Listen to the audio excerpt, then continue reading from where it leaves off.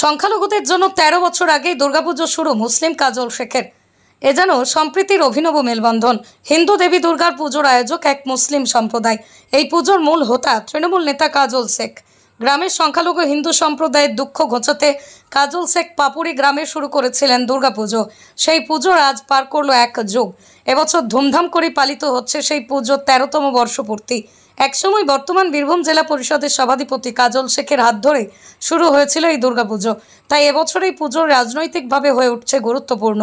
বলাই যায় সাম্প্রদায়িক সম্প্রীতির অন্যতম প্রতীক নানুরের বিধায়ক। মুসলিম অধ্যুষিত নানুরের পাপুরি গ্রামে হিন্দু সম্প্রদায়ের বসবাস হাতে গোনা। একসময় মুসলিম অধ্যুষিত এলাকা বলেই পরিচিত ছিল। তাই হিন্দু ভাইদের কথা ভেবেই ১৩ বছর আগে দুর্গাপুজো শুরু করেছিলেন গ্রামের ছেলে কাজল শেখ। তিনি বর্তমানে বীরভূম জেলা পরিষদের সভাধিপতি ফাইজুল হক ওরফে কাজল। সব ব্যস্ততার মাঝেই সময় দিচ্ছেন গ্রামের পুজোতে। তাই এবার পুজোকে ঘিরে উন্মাদনা অন্যরকম। পুজোর নিয়ম আচার ছাড়া বাজার হাট মণ্ডপ সজ্জা প্রতিমা কেনা থেকে বিসর্জন সব কিছুতেই থাকেন গ্রামের মুসলিম ব্যক্তিরা। কাজল শেখের উপস্থিতিতে এই দুর্গাপুজোর উদ্বোধন হয় সপ্তমীর সন্ধ্যায়। উপস্থিত ছিলেন লাভপুরের বিধায়ক অভিজিৎ সিনহা, অন্যান্য তৃণমূল নেতৃত্ব। কে কি বলছেন শোনাবো বিস্তারিত। নানুর থেকে ইকবাল হোসেনের রিপোর্ট, WB নিউজ 365। পুজো মেতে উঠছে এবং কতদিন ধরে করে আসছেন? পাপুরি সার্বজনীন দুর্গোৎসব কমিটি এটা 13 বছরে পা দিয়েছি আমরা। 13 বছর আগে এই গ্রামে কোনোদিন দুর্গা প্রতিমার এই গ্রামে অধিষ্ঠিত হয়নি। কারণ এটা একটা ব্যয়বহুল ব্যাপার, আপনাদেরও জানা আছে।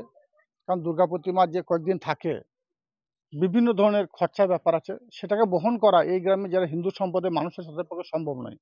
কারণ এই গ্রামটা মুসলিম অধ্যুষিত গ্রাম। এই গ্রামে 5,500 ভোটার আছে, তার মধ্যে 4,500 মুসলিম অধ্যুষিত এবং 1,000 হিন্দু। 1,000 হিন্দু ভাইদের মধ্যে 4-5টা ঘোষ পরিবার আছে। বাকি যে পরিবারগুলো আছে তারা বাউরি সম্প্রদায়ের, অর্থাৎ একেবারে দিন আনা দিন খাওয়া খেটে খাওয়া খেতমজুর পর্যায়ে পড়ে। তাদের পক্ষে দুর্গা প্রতিমা নিয়ে এসে এই কয়েকদিন আড়ম্বরের সঙ্গে পালন করা বা তাকে এখানে প্রতিষ্ঠা করা সম্ভব ছিল না।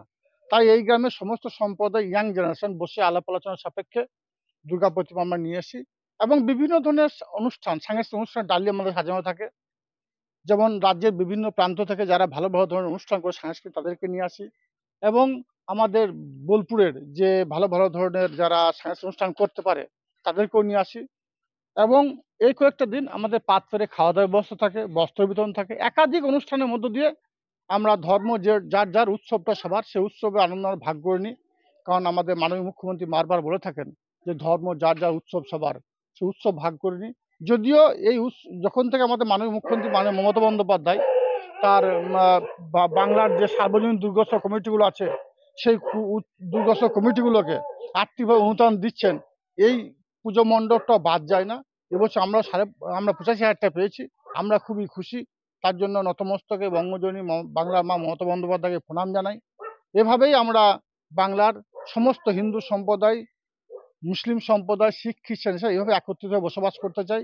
এভাবেই আমরা উৎসবে এই কয়েকদিন মাতোয়ারা হয়ে থাকি। হ্যাঁ, যেটা হচ্ছে এখানে হিন্দু মুসলিম একসঙ্গে মিলে দুর্গাপুজো কেমন লাগে এবং কেউ করে আসবে এটা? দেখুন, আমাদের এখানে দীর্ঘ 12 বছর আগে কোনো দুর্গাপুজো হতো না। তো আমরা সবাই মিলে একটা হিন্দু মুসলিম সবাই মিলে সম্প্রদায়ের মানুষ সবাই মিলে একটা কমিটি গঠন করি, যে এখানকার যারা সব দিন আনা দিন খাওয়া আছে বা এখানে তো যে কিছু মধ্যবিত্ত পরিবার আছে, তারা কি করতো, এখানে পুজো হতো না, তাই বাইরে চলে যেত সব পুজো দেখতে। এবার এখানে কি হলো, সবাই মিলে একটা কমিটি গঠন করা হলো, দিয়ে মানে একটা সিদ্ধান্ত নেওয়া হলো যে এখানে একটা পুজো আনা হোক। তখন থেকে এখানে পুজো সুষ্ঠুভাবে সম্পন্ন হয়। হিন্দু মুসলিম কোনো একসাথেই আমরা হাত লাগিয়ে কাজ চালাই, একসাথেই পুজো। আমাদের খুবই আনন্দ হয়। আজ 1 সপ্তাহ আগে থেকে, আমাদের 1 মাস আগে থেকে আমাদের খুব আনন্দ শুরু হয়ে গেছে। তো খুবই ভালো লাগে। আর এখানে যখন পুজো হয় তখন আমাদের এখানে সাইডেই একটা 100 মিটার দূরে একটা মসজিদ আছে। তো ওখানে যখন নামাজ হয় বা আজান হয়, তখন আমাদের এখানে পুজো ঢোল কাঁসর বা বক্সে মিউজিক সমস্ত কিছু বন্ধ থাকে। তো নামাজ 5 মিনিট নামাজ হয়ে যাওয়ার পর আমরা এখানে আবার পূজা অর্চনা শুরু করি। তো আমাদের এখানে কোনো ভেদাভেদ নেই, আমরা সবাই মিলে একসাথে কাজ করি। আমরা পূজা অর্চনা সবাই মিলে, হিন্দু মুসলিম সবাই মিলে, আমাদের কোনো ভেদাভেদ হয় না। পুজো সবাই হাত লাগায়, আমাদের বিসর্জন থেকে শুরু করে পুজো থেকে শুরু করে সবাই আমরা একসাথেই আনন্দ করি, উপভোগ করি।